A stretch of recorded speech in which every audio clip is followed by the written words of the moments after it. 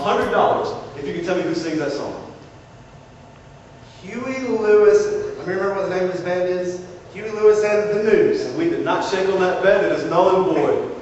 Listen, crazy week in week 5. The upset ball got started rolling on Thursday night. None of us saw it coming. Apparently, Knowles 16-25 did, though. Oregon State tops USC in a shocker in Corvallis. Your reaction? Well, Josh, when you sit here and we as sportscasters evaluate our performance, when you look at Jacquizz Rodgers, 4'7", 98 pounds, we should have seen that he was going to run over that NFL defense the USC throws out there. So we have to do a better job. Thank you, Knowles, for pointing that out to us. Yes. We, by the way, can be reached at GameweekCrew@AOL.com, but please, don't type with your elbows and have rational thoughts when you contact us. We mentioned 4 top 10 teams go down this weekend, 9 teams in the top 25. We mentioned Oregon State over USC. Ole Miss tops Florida in the swamp, and Wisconsin still can't win in the big house over their last 6, I believe. Michigan beats Wisconsin. A myriad of other upsets. Jeremy, what was the biggest surprise to you in week 5? Well, how about our spotlight game from last week? Not only does Alabama beat Georgia, they embarrass and dominate the Bulldogs in Athens.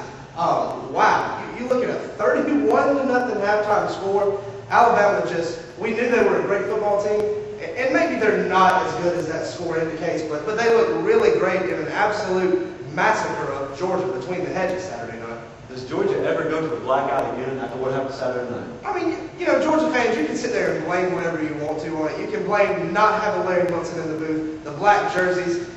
We heard a roughing the passer penalty on the first drive of Alabama. You were beat on the line of scrimmage and at every turn. In every play Saturday night. Just no excuse. Alabama looked really, really great. And that's what's lasting in my mind on this football season so far, Josh. Listen, what I'm about to say is no surprise to any Clemson Tigers fan and really anybody who has paid attention to the Clemson football program. But once again, tell me if you've heard this song before, a severely underrated and underrated team, conference-wise, comes into Clemson. Clemson favored by 1 to 2 touchdowns, and once again the Tigers drop the ball in that classic early kickoff, noon kickoff, and now once again Clemson, after entering the season ranked number 9, high hopes, conference title, maybe national title aspirations, once again the season has gone horribly wrong for the Tigers. Well, you won't hear this from many people, but fear the turtle, Tigers fans. Just an absolute ridiculous loss to Maryland, who, by the way, did lose to Middle Tennessee State earlier in the year. Not that Maryland's that bad of a football team, but when you're coming into the season with so many high hopes and aspirations, you have got to beat teams that you are supposed to beat. That Alabama loss, if I'm a Clemson fan, is acceptable. Alabama's a great football team. You have got to win those games. And Tommy Bowden, you know, I was the first one to take up for him on the show in week 1, the first one to take up for him in the offseason. But when you have so much talent, you have got to do a better job of managing the game and winning those games that you are supposed to win. Well, let's take the sugar coat off of it. Tommy Bowden's not a good game day coach. He's not a good X's and O's coach. He may be a great recruiter, and hey, that's half the battle in college football. But when it comes down to game day and getting your team mentally and physically ready, like the Pete Carrolls and the Nick Sabans are able to do, Tommy Bowden does not fit that mold. He is not even in the same league as elite coaches like that. And I don't care how much talent you have at Clemson. If you are not able to get up week in and week out, I don't care who's. You can have Roast Beef State or McHale's Navy coming in. You have to be able to get your team ready to play, and he has not been able to do that. Well, Tommy comes from a great coaching family. Let's not make any balls about that. Now, his brother Terry was a great coach at Auburn. His father is still the coach at Florida State. But Tommy, you know, we're not in that program, so we don't know exactly what happens with the implementation of the game plan, the preparation that goes up throughout the week, but something is wrong with Clemson. We mentioned 4 top 10 teams going down. The national title picture shaken to its very core. It is a mess right now. Who plays in Miami, and what does the national title look like if you had to pick it right now? Wow. You look at Oklahoma, the #1 team in the nation, there's really no doubt that they deserve that ranking in my mind. Sam Bradford, just astronomical numbers so far this year.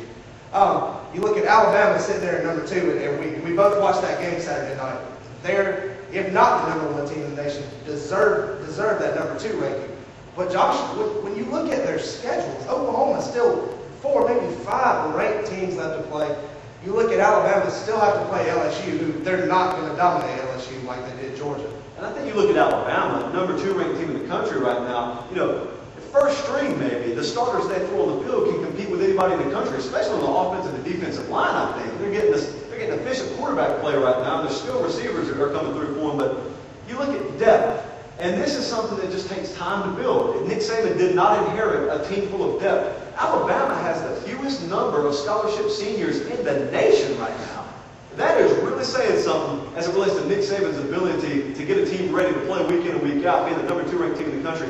If they can avoid the injury bug, which they've been able to do so far, then I think they can compete. But depth-wise, they just don't stack up yet to the LSUs and the Floridas of the SEC and the Oklahomas of the country. Right. Well, big games left with LSU, that rivalry game in the Iron Bowl with Auburn at the end of the year, plus a conference championship game, which leads me to this.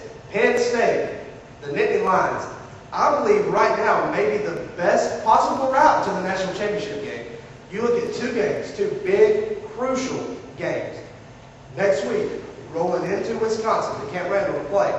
Then later on in the year, that matchup with the Ohio State University.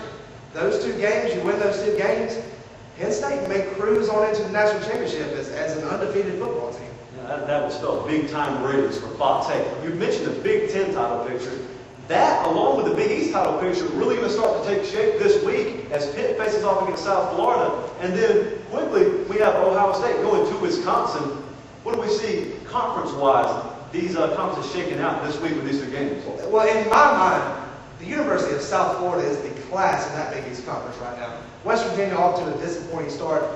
Louisville off to a disappointing start. UConn undefeated right now, but UConn not the caliber of football team that South Florida is. So I think with the South Florida win this weekend or this Thursday, we definitely see that conference title picture taking shape. And big game, like you said, with Ohio State and Wisconsin this weekend. Do you hear that sound, Jeremy? I hear something. That is the sound of Ryan Mill's helicopter landing outside the studios. He is here now and ready to offer you his picks. 4-2 last week. Let's see how he does against the spread this week. Take it away in the Moneymaker Studios, Bill. Hey there, friends. 4-2 last week. Not too bad. Here's what I got going on this week. Illinois +3 at Michigan. That's my lock of the week. If you listen to me anytime, listen this time. Also, I like Oklahoma -27 at Baylor. Akron -4 at Kansas State. Florida -25 at Arkansas. Wisconsin +2 against Ohio State. Then I like BYU -27.5 at Utah State. Maryland, the Big Turtles, that's what Jeremy Green called them, -13.5 at Virginia. Penn State, they're on fire, -13 at Purdue. Notre Dame -6.5 against Stanford at the house. They're at their own house, so that's why I like them. Air Force -6 against the Navy, and Vandy +4 against them Auburn Tigers. Back to you guys.